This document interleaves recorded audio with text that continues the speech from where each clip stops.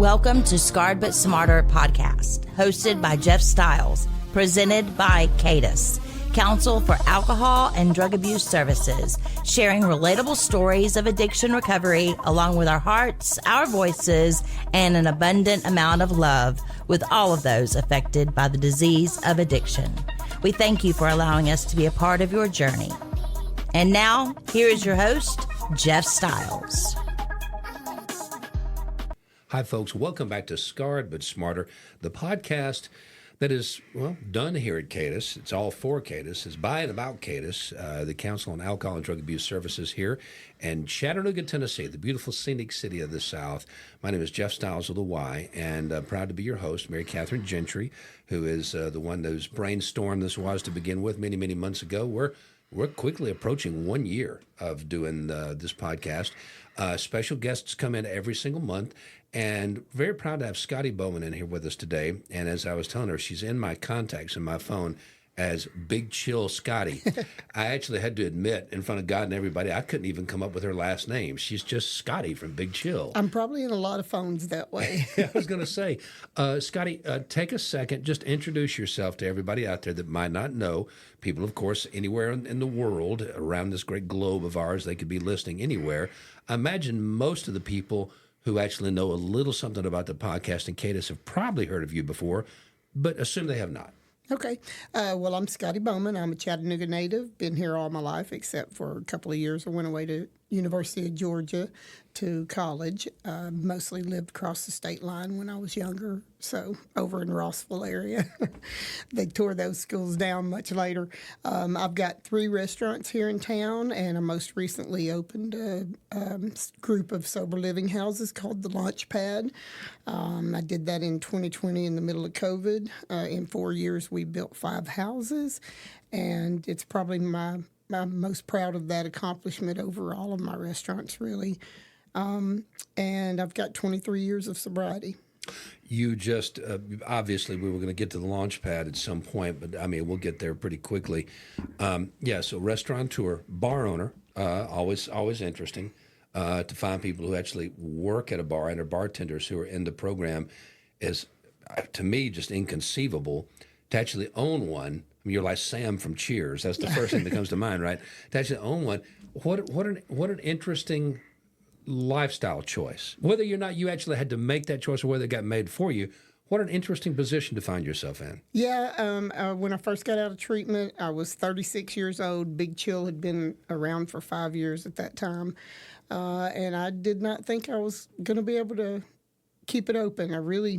First of all, we didn't have any money because I had snorted it all up my nose. Everything we'd ever made for that first 5 years went straight up my nose. It's amazing how fast that happens. Yeah. But I pissed it away so fast. With cocaine, yeah, it'll go even quicker. That's definitely not a poor man's drug. No. It'll make you poor, though.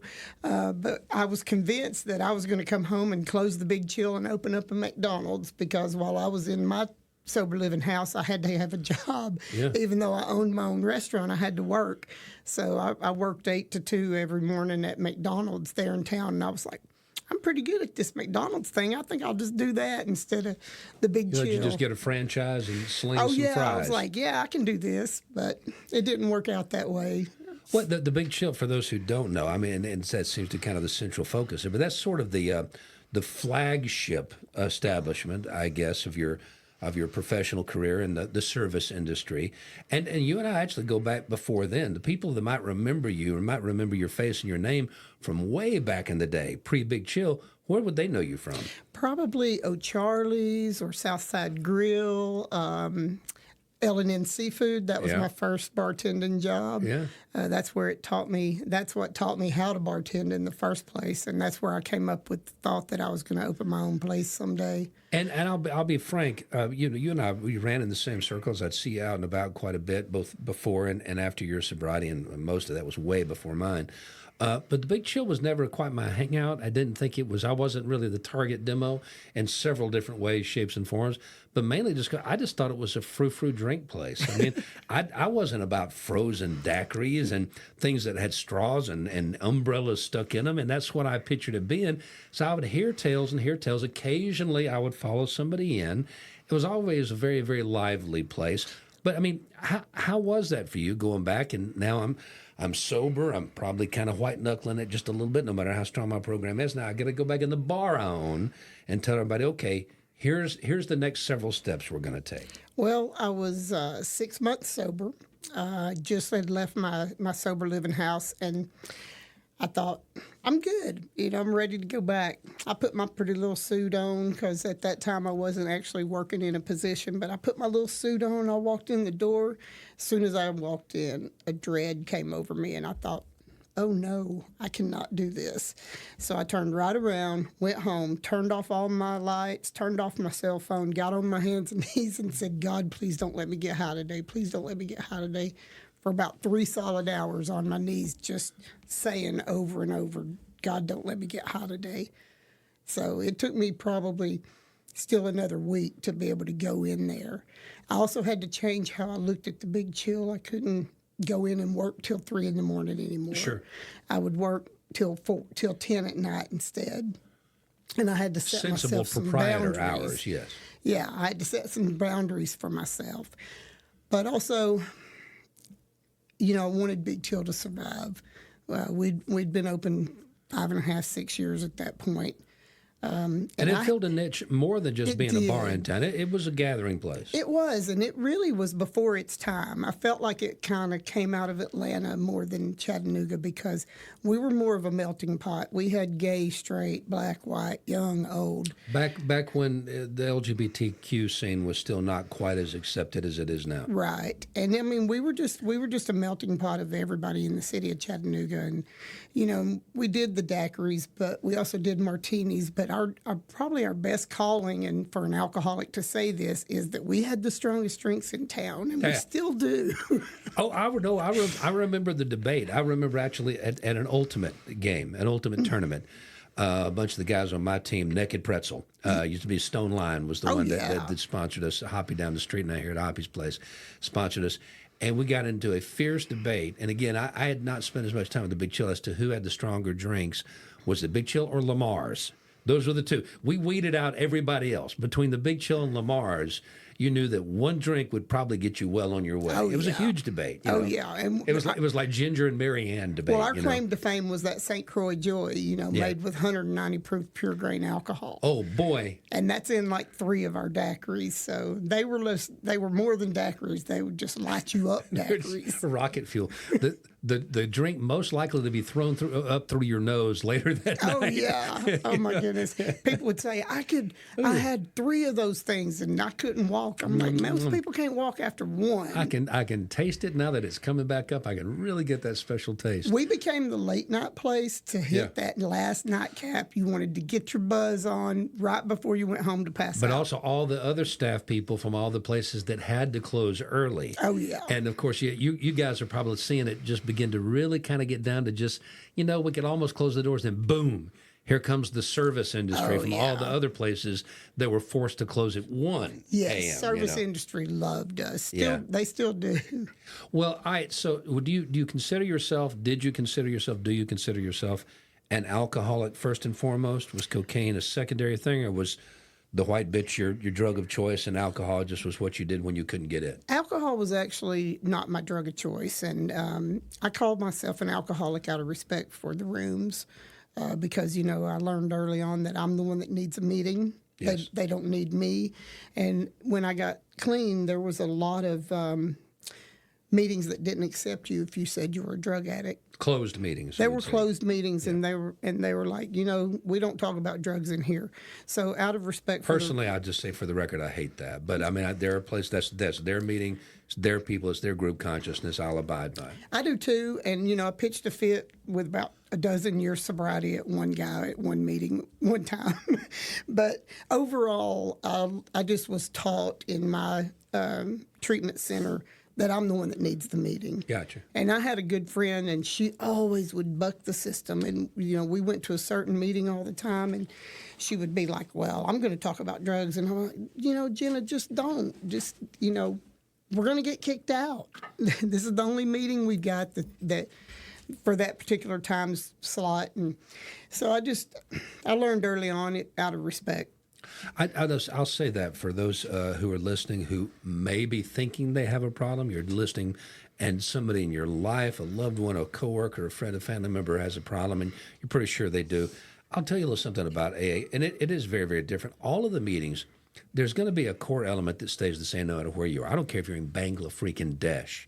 There's going to be a core part of an AA meeting that's always going to be the same, and it'll always be a touchstone and recognizable and familiar and helpful to you. Other than that, they can vary wildly. I've been to them before where generally there is no leadership, but I've been to meetings where there is clearly a very strong leader of that meeting. No problem with that. Some of them, though, are very purist, and they say this is about alcohol and alcohol only. If you need a Narcotics Anonymous meeting, they have them. We'll give you a list of NA meetings. And in the meeting that I normally go to, the new meeting at St. Paul's, there are those in there who will steer people back toward alcohol, but it's not a closed meeting in that sense. Everybody is welcome. And whether you're cross-addicted or whether you're in there, even for folks who really should probably be looking for an Al-Anon meeting, you're more than welcome.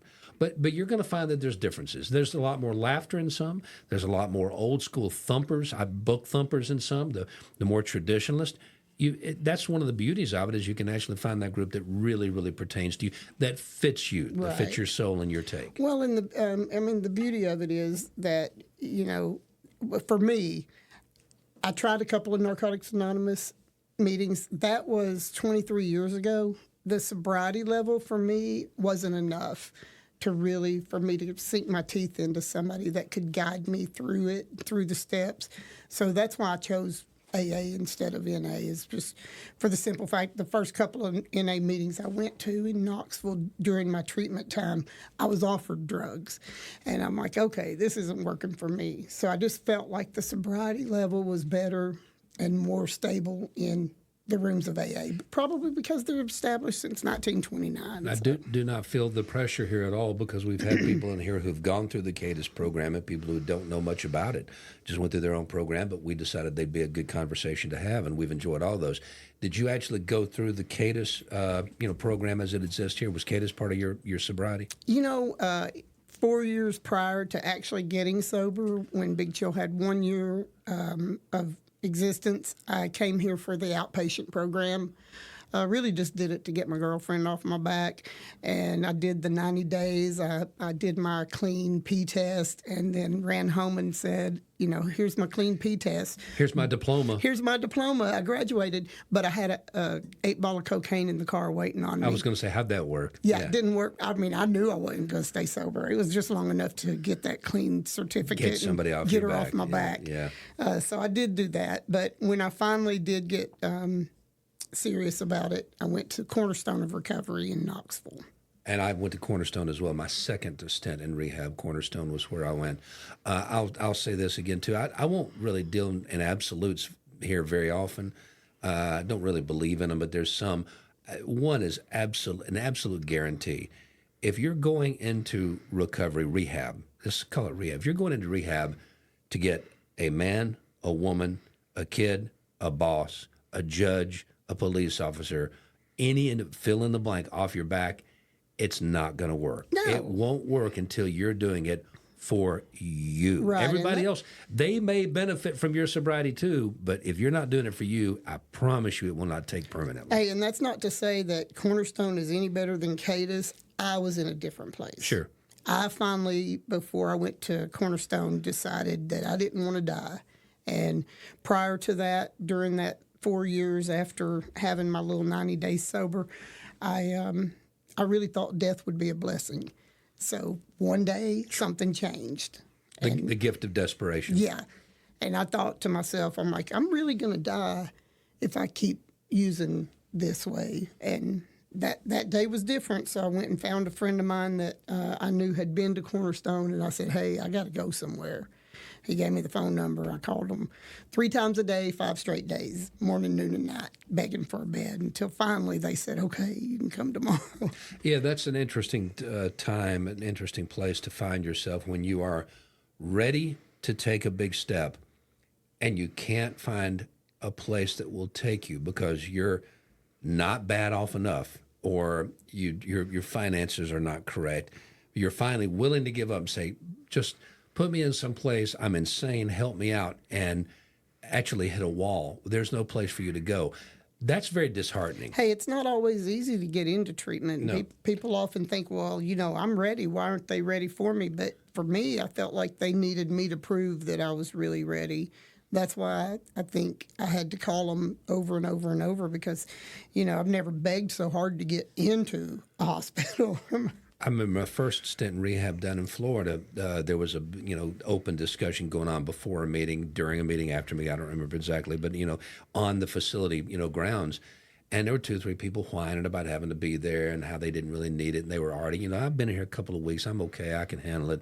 And one guy stood up and goes, "I don't think you guys understand. Y'all are the chosen ones. Y'all are literally the favorite of God. The fact that you're in here right now. There are people out there on the streets who are dying right now who would love to be in your place. Why don't y'all shut your mouths and quit whining?" Yeah. And it stuck with me. It stuck with me that you're the lucky ones. If you find yourself in rehab, it's not the worst part of your life. It's about to be the best part of your life. You are blessed. I always say that whatever I do it to death, and rehab was kind of no exception for me. I mean, I just went in there with, I'm going to get everything out. I wrote letters to my dead grandmother. I wrote this and that and burned this letter and burned that letter, and just everything I could get out of me, I got out of me. But I had this one counselor, and he, I thought, man, I've really done a good job, pat myself on the back. I wanted my accolades, and I said, I don't remember what it was, but he said, "You deserve sobriety." And I thought he was going to say, like, more than everybody else. And he said, "You deserve sobriety as much as anybody." And I thought, oh, that just puts me in that, I'm like, normal. I'm just like everybody else, But that is a true statement. Everybody deserves sobriety if they're willing to work for it. It doesn't come easy. All bozos on this bus. We're just bozos. We're not driving. We're sitting in the back, just watching the rest of them get on and off. It was the same counselor, and we were on the druggy buggy one time. I call it the druggy buggy, where it took all the inpatient people to the meetings. Yeah. And I'm sitting up front with him, and all of a sudden, I'm like, somebody on this bus is smoking weed. Pull this bus over and kick them off. Somebody's getting high. We get to the meeting. He said, "Let's just get to the meeting and talk about it." So we get to the meeting, and I'm just in a tizzy because somebody, I think, is getting high on that bus. And You're not able to. And I'm angry, and I can't get high. And he said, "You know what? At the exact moment that you smelled skunk weed, I smelled a skunk." An actual dead skunk in the middle of the road. I guess that's where it gets its name from. He said, "Nobody was smoking." He said, "But what that did for me is tell me that how important your sobriety is to you." And that was early on. And how deeply ingrained your reactions and your brain has been trained. Yeah. All right. Well, we will always take a couple of breaks in Scarred but Smarter, the podcast here that Kate sponsors, and we're so proud that they do. And you'll hear from some of the people that actually help us out, and we'll come back, and I want to hear more about your personal story, and we're definitely going to get to the Launchpad. Simba Community Care believes in providing high-quality, affordable care to everyone in our community. Get to know Simba at simba.org and be a part of a caring community that empowers you to thrive. Back with Scarred but Smarter, the podcast that is sponsored by Cadis, Council on Alcohol and Drug Abuse Services here in Chattanooga, Tennessee. Jeff Stiles, your host, and Scottie Bowman is my guest today. And Scottie is the proprietress of the Big Chill and other adventures as well. And I do want to get to the Launchpad, your passion project, which seems to be going extremely well. But I do want to hear a little bit more about your personal story. And I'm going to kind of just ask a few very leading and generic questions and let you kind of just take a moment and describe what got you to the point where you needed to go into rehab. You mentioned alcohol, not your first drug of choice, but certainly I'm sure didn't help, added fuel to the fire, but cocaine being your drug of choice. Just tell me how you wandered into that world and when did you decide, okay, this is now an issue? Well, I started getting high when I was 11 years old. I never really knew why, but everybody, my aunt, and my married aunt in my family, she used to smoke weed a lot, and I would steal her weed and get high. And, that was after some traumatic experiences as a child. But I never really thought that I never really blamed that. But I used pretty regularly for 25 years. Opened up the Big Chill when I was 31. And so, I was making more money than I ever had because we were like gangbusters starting out. Big Chill was. There was nothing else on that street. This is when you were the downtown on and the not the North 400 River block yet. of Market. There was nothing. We didn't even have street lights. Tumbleweeds, coyotes howling in the distance. Except for people coming to the Big Chill to get drunk. Yeah. And so I was making so much money, and I'd always really liked cocaine, but it became what fueled me to work 120 hours a week, because I'm in that restaurant literally 100 open to close, and we opened at that time we were trying to do lunch. We opened at 11 in the morning and stayed open until 3 in the morning. And I thought, well, cocaine really, that's keeping me awake and keeping me accurate and alive and stuff. But I got to where I was doing an 8-ball a day of cocaine. And like I said, I tried to get sober. That's an eighth of an ounce for everybody. Yeah, that's a lot of grams. It's a lot. That's a lot of grams. That's a lot of acrid powder to be snorting up your nose on a given day. Yeah, and at $350 a pop, I was burning through all the money Big Chill was making. And then at points, I got to where I was doing 2 8-balls a day. But after about 5 years sober, it was New Year's Eve of 2001, going into 2002, and I just I was going to spend New Year's Eve in Atlanta. So I stayed there from New Year's Eve till January the 12th. Wow. And you were on a tear. I was on a tear. And I didn't have to share with anybody because I had a good buddy of mine that I went with, and he liked ice, and I didn't like ice. So we didn't like the same kind of drug. So I was loving that because I didn't have to share. But and for those who've never done coke, that's one of the reasons that you will know it's becoming a problem in your life when your buddy that you used to share it with, you no longer want to share it, and you're sure that that's all they're after. You don't have a friend that's not after your coke. When that starts happening, then that ought to be a tiny red flag going on. Yeah, for the first 5 years of Big Chill, I'm like, come into the office, go into the backside here, because before it wasn't developed yet, it eventually became Sticky Fingers, but it was just a barren construction site. Cut you out of line. I'm like, let's go back here No, and I don't get have high. any. Yeah, it quickly changed. But that New Year's Eve, I took with me, I took 2 ounces of cocaine. Good God. I took about 4 bottles of liquor in a big brown bag because I only liked certain drinks, but White Russians and kamikazes were my drinks. And I took enough liquor to make that.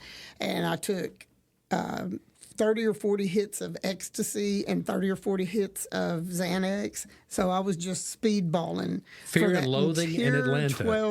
Entire 12 days. I was just, and in that 12 days, and I took a couple of ounces of weed. So in that 12 days, I snorted, smoked, ate, drank every bit of those drugs by myself, no sharing. And on the 12th of January, when I finally decided to come home, I went to my same friend who was in Atlanta with me, his mother who sold me my weed all those years ago. And I'm over on her couch, and I was geeked out of my brain. I said, I think I'm going to die. I think I'm going to die. And I just remember like crawling up and down on her couch. And finally I said, okay, I don't think I want to die. And that moment was my little moment of clarity. And that started my 5 days of trying to get into treatment. And that's a great place to stop then, that moment. I think I'm going to die. You're fearful. You're scared. You're anxious. I mean, you've just been doing 12 days. Remarkable. I'm serious. Go back and read the beginning of Fear and Loathing. It kind of sounds like what was happening down in hot Atlanta and like that. But you're worried to all of a sudden. I'm not only scared of death, I don't want to die. Yeah. That's a big difference between I'm scared and I want to feel better than this. I want to do better than this. I want to be better than this. I don't want to feel like this anymore. That's a big step. It's a huge step because prior to that, there was one incident, maybe a year prior to that, when my girlfriend was asleep, and I had been sneaking up and snorting my cocaine, and I had one line left, and it was a rail. I had one big rail left on a plate, and from my knees, I reached up to get that plate off the counter, snorted that line, then screamed for her to come and take me to the hospital. So I'd already gone to the hospital with heart palpitations and ended up with pleurisy in my lungs. And that day I was like, oh, I better go, do something about it. But I knew that line might put me over the edge, and I still snorted it.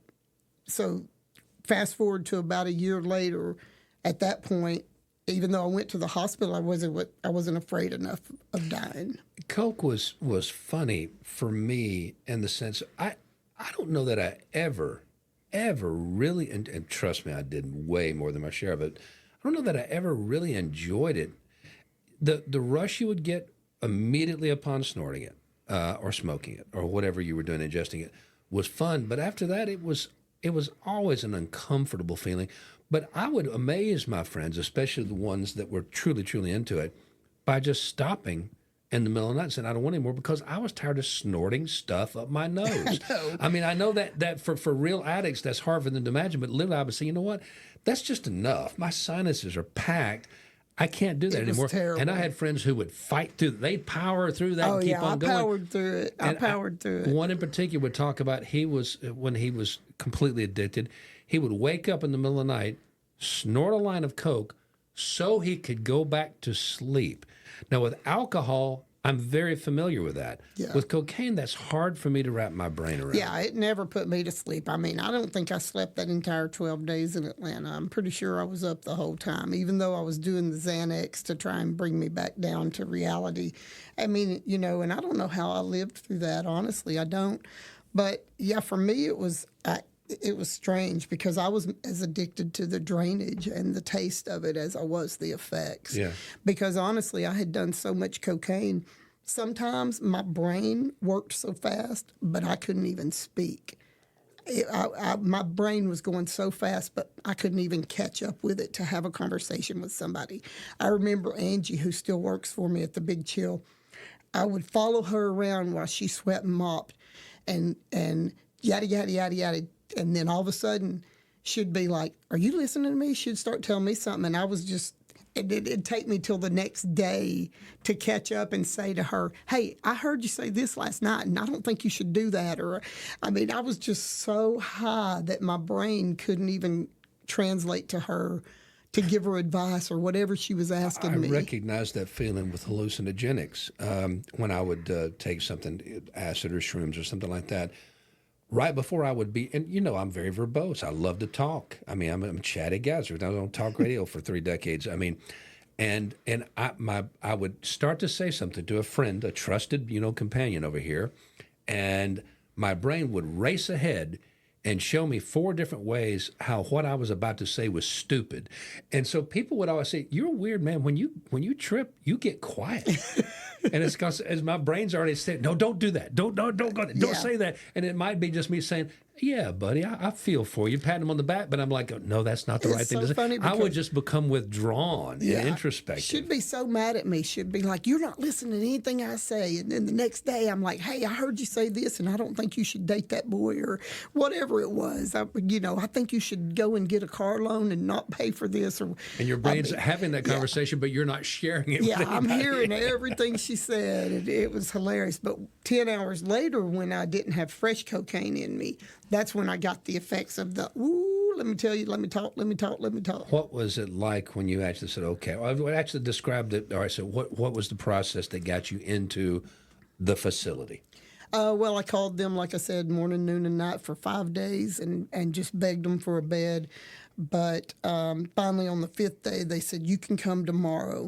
And I remember my friend Scott, same guy that liked the ice, same guy's mother sold me my weed. He drove me to treatment, and we had 3 joints. And so on the way there, on the way to treatment, I smoked my last, what I thought and has been my last 3 joints.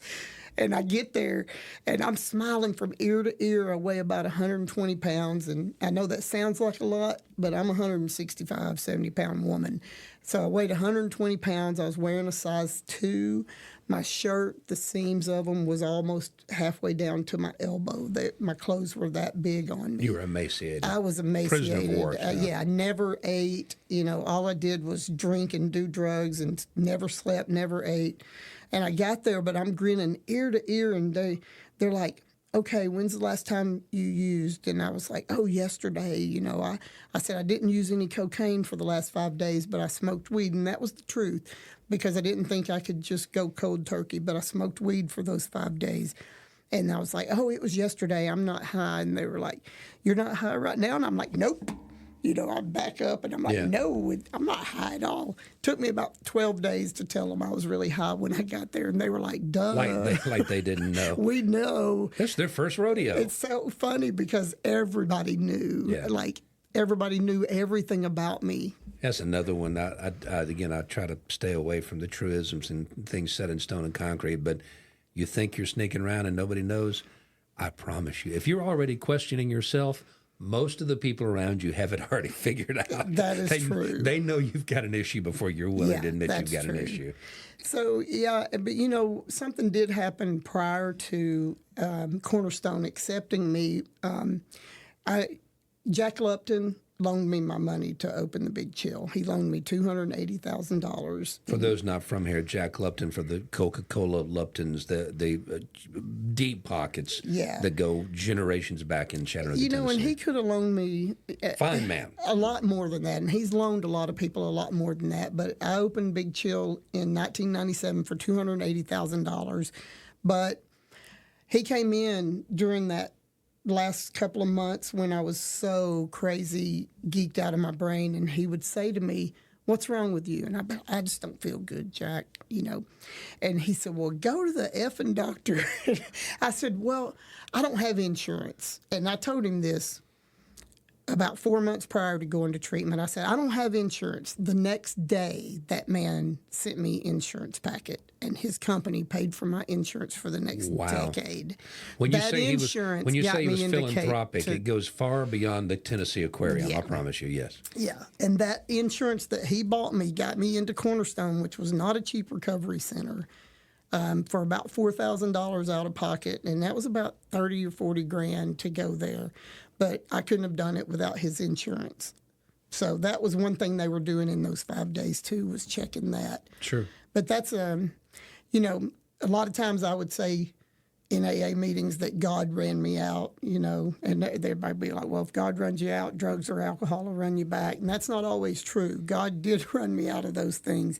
But when I really started getting honest, that was a God thing. So then let me ask you, I want to make sure I get this right. You mentioned the fact that you got your diploma at one point to try to please somebody, but this particular stint, when you got out, that was it? You've never gone back? So you're one of those that has not had multiple relapses. Right. Because that stint here at Cadiz, I didn't do to get sober, and I knew I didn't. So I was just doing it to get a clean P-test, literally. I knew I wasn't trying to get sober. It's neither here nor there. I have a handful of friends who have been, and sort of euphemistically, and some of them I think take it as an insult, say one-chip wonders. They got their first white chip and they never went back. It's a rarity. It's a rarity. And you more often hear people say, and I'm not trying to convince somebody this is the road you should go down, but relapse is part of recovery. It can be, for sure. I had 12 years.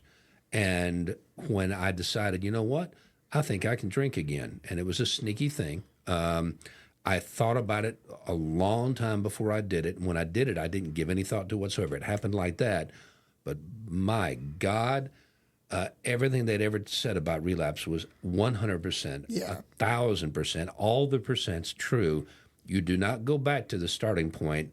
You go back to where you left off, and it takes zero time to get back to the miserable point that you once said, that's enough.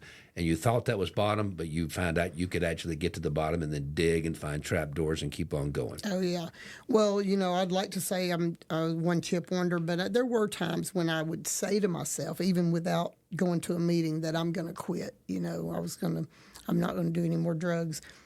Honestly, I'd tell myself that every morning. Every morning I'd get up and I'm flipping through my closet trying to figure out what to wear, and I'm telling myself, I'm not going to get high today. I'm not going to get high today. I'm not going to get high today. Well, you mentioned and it started out, it was fun, and then you realized, hey, it has a positive effect. I can get a lot done. It can keep me going. So then it becomes a crutch. It becomes something you lean on. It becomes a tool you're using. And then here comes the hook. it becomes a necessity. I can't do this. I can't get up in the morning and stay up late and do this job without it. Now you're in the seventh layer of hell. Yeah, because that's what I would tell myself. If I'm telling myself I'm not going to get high today, and I meant it. I meant it to the bottom of my soul. But yet, when I came to the front door of the Big Chill to open it up, and by this time we'd started opening at 4 instead of lunch because lunch didn't work for us. When I would get to that front door, there'd be a prime parking spot right in front, and we were on the Market Street. I had to park on the street. There'd be a perfect parking spot right in front of my door. And I would look at that door, and I would look back at my steering wheel, and I would be like, I'm not going in there and working the next 14 hours without dope. Mm-hmm. And I'd turn that car around and go to the dope man's house every day. I did it every day for over a year. You get there with good intentions? Yeah. And then like, talk I'm yourself. not going to do it today. I'm not going to spend all my money. And then a dread of like, oh, my God, you're going to be stuck here for the next 14 hours, you better go get some dope. I know this is not the first time you've told your story, but I'm going to go into an area that might make Mary Catherine wince a little bit, or some of the people in Cadiz wince a little bit. But one of my favorite stories about recovery was it was a story that was told by Bono of U2. And when the band got this golden opportunity to go visit Johnny Cash in his home, and they're literally in the Cash home, and June Carter's in there fixing breakfast for them. These guys, this British rock band who's doing pretty well for themselves, and she gets up and leaves the room, and they were telling war stories. And I don't know that anybody in U2 has gone through rehab. I'd never heard those stories before, but they certainly understand the dangers of drugs. They're not children. They've been around, but. They said that when June Carter got up to go do something, get him a cup of coffee or check on the bacon or something like that, said Johnny Cash looked at him and goes, I do miss the drugs, though. And I think that's hilarious. But it's also, it really does, it lines up with my story, because I'm not that guy that can say in a meeting, my absolute worst day sober is better than my best day drinking. Yeah, I never say that I either. can't say that. That's just a lie. I had a blast. I had a ball until I didn't. And I know I can never go back. But yeah, there's certain aspects about those times in my life, those days in my life before it became a disaster, that I miss. I'm just going to ask you point blank. Is there anything about that lifestyle in that period of time that you do miss? At first I thought that I did, but I remember I had about 5 years sober, and something changed in me that day. Up till that 5 years sober, I had started working late at Big Chill again, and I was thinking, even back in my head, I was like, I think I could probably drink. And I looked over at table 65. That was our favorite table at the old Big Chill. It was the one right in front of the jukebox. Yeah. It's the one that after everybody left in closing time, that's the one where we threw out all the cocaine, me and the staff, and got high and not drank and would see the sun come up. Table 65 was our table.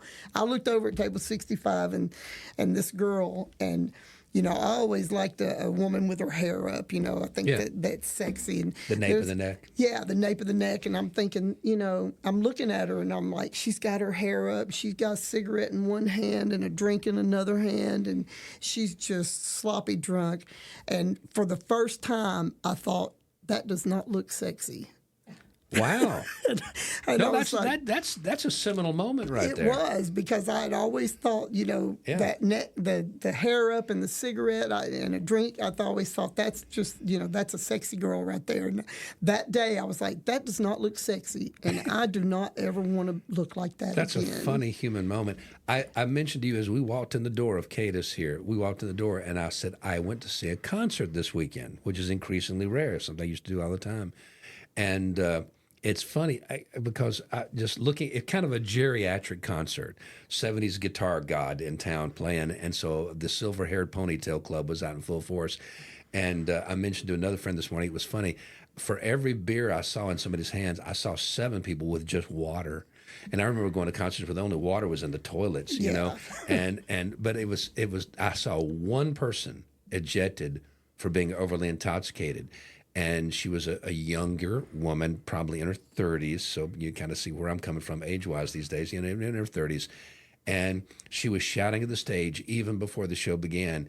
And just like you said, back in the day, that was like the Alabama mating call. I'm so drunk, Oh, yeah. That was hot. And all I could think about was how pathetic, how bad she was going to feel later. And sure enough, she was escorted out, partially through the show, and was wobbly and grabbing stuff. And I was going, instead of thinking, yeah, that I could have hit that, I'm thinking, what a sad, pathetic tale. That girl is going to feel so bad later. She's going to have so much to explain for. Yeah. And poor thing, yeah. So yeah, we go through some pretty big sea changes. Oh yeah, that's in life. a defining moment. That actually reminds me of, I always prided myself in culture. Like, oh, I love plays and theater, and so I really loved the song 525,600 Minutes from Rent. Right. Yeah. Well, I go with my girlfriend. We're staying at the Westin in Atlanta, and I had ordered chocolate-covered strawberries and really fancy, expensive champagne, and we got into a fight. So here I am in the round rooms there. I mean, one of the round windows, and I'm drinking that champagne straight out of the bottle. Well, we still make it to Rent, but I passed out the entire first half. I woke up just in time for intermission, and the second half starts with 525,600 minutes. I'm so drunk. From the top of my lungs, I am singing 525,600 minutes. And that's what all those people paid to come see. All the neighbors are angry. They're like, shut up. And I ended up getting us kicked out because I'm just like, 525,600 minutes. And Free bird! And, that night did not go well after that. So I've been kicked out. And I tell people all the time that I've been kicked out a lot nicer bars than mine. Not your proudest I've been moment. kicked out of nice Rent, nice theaters. No candy at the end of that road. No. Well, thank you so much for being here. We're going to take one more quick break here. This is Scarred but Smarter, the Cadis podcast. Jeff Stiles and Scottie Bowman, my guest. Are you looking to bring your commercial project to life? Look no further, because the expert team of Robert Roberts General Contractors specializes in turning your vision into a reality. From concept to completion, Robert Roberts General Contractors handles every detail of your commercial project with precision and care, ensuring that your project is delivered on time and within budget.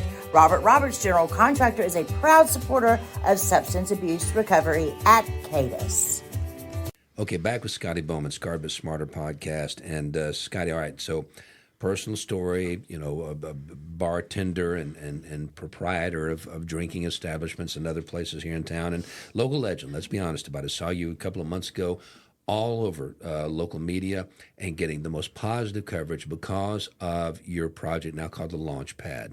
And you mentioned it earlier, but I want to go ahead and kind of round up this particular podcast with a focus on that. The Launchpad, describe it. It's the germ of the idea, how it came to pass, and where you are right now. And I'm just going to sit and listen for a minute. Okay. So around 2018, I went through a really bad divorce. And my wife at the time, she had gone to Belize, and she had done that couch surfing thing where they stay in hostels. Yes. And she really wanted to open a hostel. And, I had always wanted to do something in recovery, but we had this old rental house, and she wanted me to tear it down and make it a hostel, kind of like that, I can't think of the name of that one over by the Frothy Monkey that used to be there. For a while, it was actually called the Launchpad. Was it? Yeah, it was. For a while, it was actually called the Launchpad. It was some kind of pad. It was directly related to all the outdoor. Crash pad. Yeah, Crash Pad. It was the crash pad. Thank you very much. Yeah. It was directly related to all the outdoor activities that we had around here, which was that's kind of a hostel-y thing to do. Yeah. Yes. She loved hostels. Well, I couldn't imagine staying in a hostel. I loved them. I mean, a lot of people do love them. And, I started thinking, I had this old rental house, and I thought, it had no insulation. It was over in the hood off of Main Street, and the people, I couldn't keep it rented because the rent was like $800 a month, but so was the light bill, and people just couldn't afford to stay there. So I said, since we were going through a divorce, I thought, well, I'm not going to tear it down and make a hostel, but I'm going to tear it down, and I'm going to create a sober living house. So I had a lawyer, and I said, how do I make this thing nonprofit, blah, blah, blah. So he helped me with all that stuff. He said, you need a board of directors. So I called up 10 of my closest friends, and I said, will you be on my board? And we were just going to do one house. So I took money out of my pocket. I tore that house down. I spent about $300,000, and I rebuilt it as a 5-bedroom, 3-bath house. And I put 10 women in there. Started with 8 women, and then my resident manager, that was my one and only employee, and her job was to live with those women and help those 8 women. From that point, Karen Hutton, who is also in recovery, and I've gotten her permission to speak that about her. Karen heard what I was doing, and I went ahead and bought subsequent properties right around there. So from this one lady, I bought 4 or 5 lots, another house. I bought a house next to it from another person, and I've donated all of that property. And Karen said, well, show me what you're doing. So she came down, she looked at our first house, and she said, well, this was in 21. We'd been open for a year. She said, hey, I'm going to build you another one. Which property you wanted? So we chose one of the properties. She gave me, I think at that time it had gone up a little bit. She gave me like $325,000 to build house number 2. Once we got those done, she had COVID for the open house, so she didn't get to come and see it. So she calls me up on a Saturday morning. That's her favorite thing to do, is call me on Saturday and Sunday, because those are her weekends. That's when she's thinking about her philanthropic things. And she said, come show me what you got, because I didn't get to see the house. Named it the Hutton House after her, actually Jean Marie after her mother. So she came and she said, she talked to some of the girls. They told her their story. She told them theirs. She goes, don't do like I did and get kicked out of this halfway house. She said, I got kicked out for drinking early on. Now she's got like 40-something years sober now. And she said, well, come outside. So I went outside with her. She said, show me what other properties you got. I said, well, we want 3 more houses. We got these 3 properties right here. And she said, you think your builder can do them all at the same time? I said, well, yeah. She said, well, let's do it. So she built the next 3 for me as well. All at once? All at once. I donated the property. And, I've always been very transparent with Karen.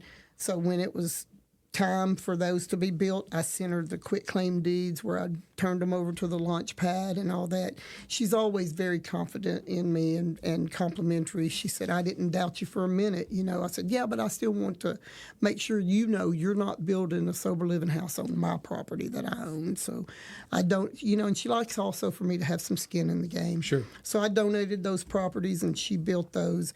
So we opened the first one in 2020, smack in the middle of COVID. The second one that she built in 2022, June, same month. And 3, 4, and 5 we opened in June of 2023. So by really 3 years, we had opened 5 houses, and that's where we are right now. And the thing is, you could have built 10, and there would be no dearth of people needing those beds and needing that space. They're that's begging me for one more right now. I was going to say, it's not like the number is going to rise to meet the supply. The supply will always be shorter than the demand. We've already talked about that. The fact that there are people out there begging to get into rehab who cannot. Now, I'll say this. The one journey, and I hope to never go back there again. I don't want to ever be able to join this club. I do not want to join this club. I joined the relapse club. I joined the divorce club, places I never wanted to go. But I never had to go, and I never chose to go. I never went to a halfway house or a sober living facility. The 2 times I went to rehab, I left there and went out into the wild world and spent, a night somewhere in a hotel or in an apartment, a friend's, couch, something like that, completely scared to death of what the next day was going to bring. All right, it was easy when I was on a facility. I couldn't get my hands on anything. That was easy to stay sober in there. I never had anybody offer me drugs or a drink at a rehab facility. So I'm 30 days, 28 days, 29 days, whatever.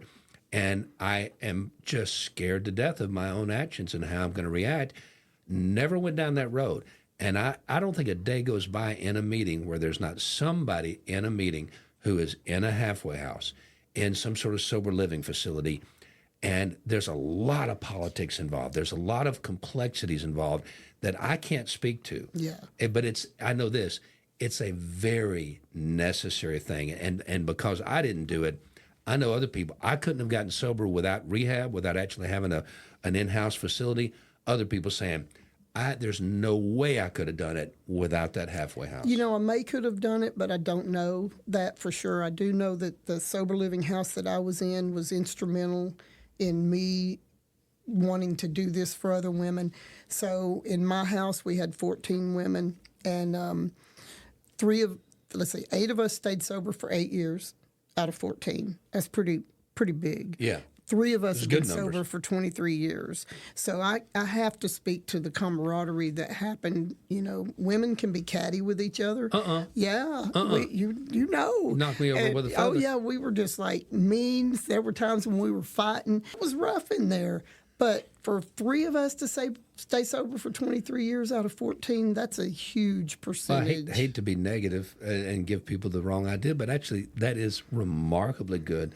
Most people don't make it the whole way. I mean, and if you're in a group of 20 and in a meeting, no matter how much combined sobriety in there, the chances are very good that one of those people that you're looking up to is still going to fumble. They're going to stumble. They're going to fall. Yeah. Those are pretty doggone good numbers. They actually. really are. And you should be proud. The beauty of that is one of the girls' husbands even got sober with us. We were all taking dibs on who was coming in because she was a little heavier and he was a little skinny dude. And we were all like, oh, it's the dude. The dude's coming in. They left. He left and she stayed. And we're like, oh, well, we didn't see that coming. But he ended up getting sober too. And he now has 23 years sober. How do you decide who your clientele is going to be? How do they get in touch with you? And how do you weed them out? Well, they have to have 30 days sober to get to us. So we get. That could be Cadis or that could be any other organization. We sure do. We get them from Cadis, Focus, Bradford. We've been approved by, which is huge, State Parole Board of both Georgia and Tennessee. So we get women out of prison on drug-related offenses. We have the tri-state area. We have some treatment centers in Knoxville and Nashville and Atlanta that send people to us. We're actually become highly sought after because we're a little more strict than some of the other halfway houses, I think, and we hold them accountable. And it's a tough program because, you know, they got to go to 4 meetings a week. They got to work at least 20, 25 hours. They got to get a sponsor. They got to work the steps. They got a curfew. And, I mean, it's a tall order, so you got to really want to be sober to come and stay at the Launchpad. We get them where they think they can do it, and that accountability slaps them in the face, and we lose a few that way. How many buildings then? How many homes? 5 houses, 50 women. 50 women. 6 staff members, too, now. What, and this may seem awfully crass, but I mean, what are your numbers like as far as success rate goes so far? You know, I think we probably got about 35% that stay with us for over 6 months, and I think that's pretty high. You know, a lot of people think that's not very high, 3 out of 10. And we keep in touch with them, and we've got several that have graduated. Many, I think, the program, the first house, we put 37 women through in the first 2 years before our second house, and of those, I think 12 made it. I think we try to judge it on a year, but now that we have 5 houses, I think we've put through 160 or 70 women, and they represent 80 some odd children. Most of them are estranged at first. Somebody who's listening who says, I'd need to find out more about that, go ahead and give that plug right now. How do people actually get in contact with you if they think that you have something that they might need? Sure. www.lpchat.org is our website. They can go on there and apply. We have women that send us mail from jail and ask us to let them in. They can apply that way. They can apply through Cadis. And they can call me directly. You know, my number is on the website. And lpchat.org. That's 2 T's for Chattanooga, of That's course. right. And Launchpad.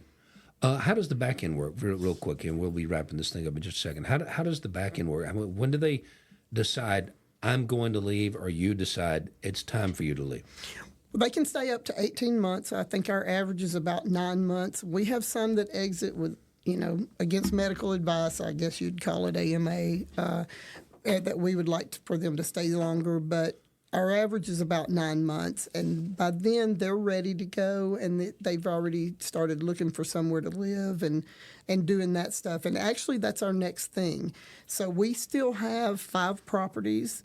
2 of them the city and county of Chattanooga donated to us, and we have 5 lots still, and we want to build 4 quadruplexes.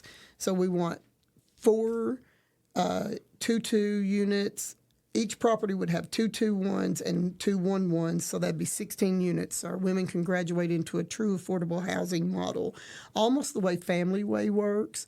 Which is a CADIS program. Yeah, it is a CADIS program, but at that point they can have their children there with them full time, and they would have a true affordable housing model and stay there maybe up to 3 years while they save money to get their own house, and hopefully work with Habitat for Humanity for some sweat equity. We're partnering with them somehow. And then we just recently bought, and all these are on the same road, so we're really trying to build a community. We just bought 4 more lots on the corner and 9 across the street, and we want to build what I'm calling the Hutton and Height Healing House. Mark Height was a founding member of our board and a very close friend of mine, and I give him a lot of credit for helping me to build. And then, of course, Karen has helped us and has said she'll help me even more with the healing house. So the Hutton and Height Healing House, which would be a multi-use center for our offices to be at. Our women can have visitation with their children. We'll teach classes in there. We'll have a hairdresser room with volunteer hairdressers that can come, and our women would have to make appointments with them, and that kind of teaches them how to do the basic living that we haven't taught and we haven't learned being on the streets. We'll have some financial classes, just all kinds of stuff that we'll be able to do in there. So, it's successful by all measurements. It's a successful public-private partnership, too, which Chattanooga loves. Chattanooga loves us, and Mayor Womp has been very complimentary of me. He likes that. He thinks I run this very entrepreneurial, he said. And I like that because, I think I am running it like a business. He said there's a lot of times that somebody will have a business and they'll have a heart project and they'll want to open it and do a foundation or whatever, and don't run it like a business and it fails. Well, if all you have is empathy and love in your heart, without money, there's no mission.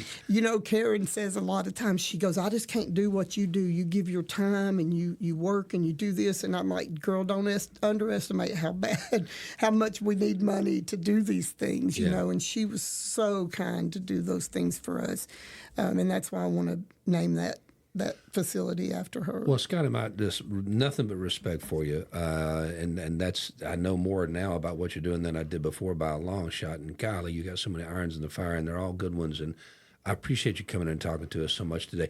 Anything you'd like to share with folks out there? We've been talking about your mission and your story, and just the generic people out there listening who are still suffering or dealing with people who are. Just a word of advice or anything. Well, I always like to end with, my mission is really to erase the stigma of addiction and to let people know that there is a way out. And there were days, like I said, that I would tell myself I'm not going to get high, and I didn't really have a choice. I thought if I don't do it, I'm not going to. I just had no choice. I had to. But I think sobriety's given me back a choice, and I want people to know that they do have a choice and there is hope. And also for the family members, I'm not asking you to say everything we ever did wrong, just erase it, but at least give us a chance to change. I'm not saying give me my kids back tomorrow, but let me take 2 years and prove to you that I'm going to stay sober, and then help me get my kids back and help me to forge those relationships with family. And in previous episodes, we've talked with guests before about the differences between men and women and getting sober and the different challenges that sometimes men face or women face. And talking about this, but talking about being all for and about the women, and there's clearly a need for it. And talking about putting your money where your mouth is and walking the walk and talking the talk and doing it all. Well, I always say that I think we're saving lives one daughter, one mother, one sister at a time. That's a good place to end it. Thanks, you folks.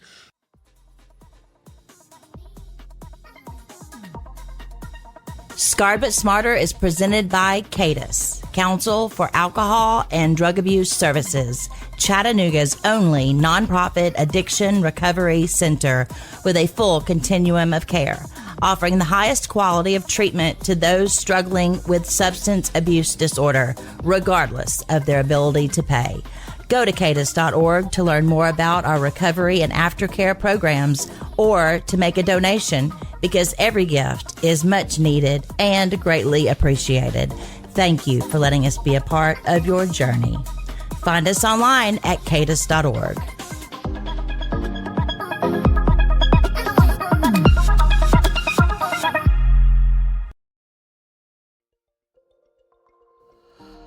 Simba Community Care believes in providing high-quality, affordable care to everyone in our community. Get to know Simba at simba.org and be a part of a caring community that empowers you to thrive.